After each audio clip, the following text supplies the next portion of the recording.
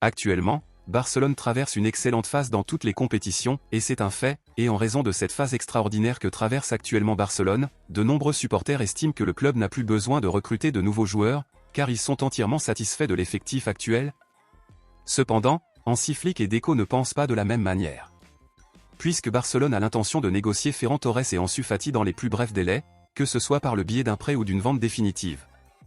Hansi Flick et Deco estiment que le club devra recruter un nouvel attaquant qui joue comme ailier pour combler le vide qui restera avec le départ éventuel d'un ou des deux joueurs, et avec cela, des noms comme Rafael Leao, Nico Williams, Leroy Sané et Kvichak Kvaratskhelia, par exemple, font partie de la liste des priorités de Barcelone pour occuper ce poste.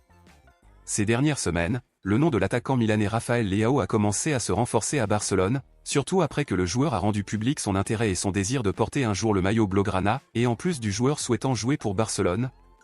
Plusieurs membres du conseil d'administration du club et des supporters considèrent que le joueur est la meilleure option pour être le nouvel attaquant du club à partir de l'année prochaine.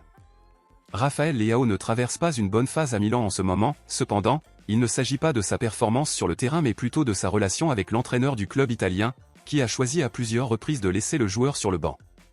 Désormais, compte tenu de toutes ces controverses impliquant le joueur et Milan, ajoutées au jour de repos après une autre trêve internationale de la FIFA, Rafael Leao aurait été vu à Barcelone aujourd'hui et cela a encore accru les rumeurs liant le nom du joueur au club catalan. En fait, on ne sait pas si le joueur a décidé de se présenter dans la ville juste pour une promenade tranquille avant de retourner aux activités de Milan ou s'il est dans la ville pour éventuellement rencontrer la direction de Barcelone pour une éventuelle réunion, mais nous espérons en fait que c'est la deuxième option.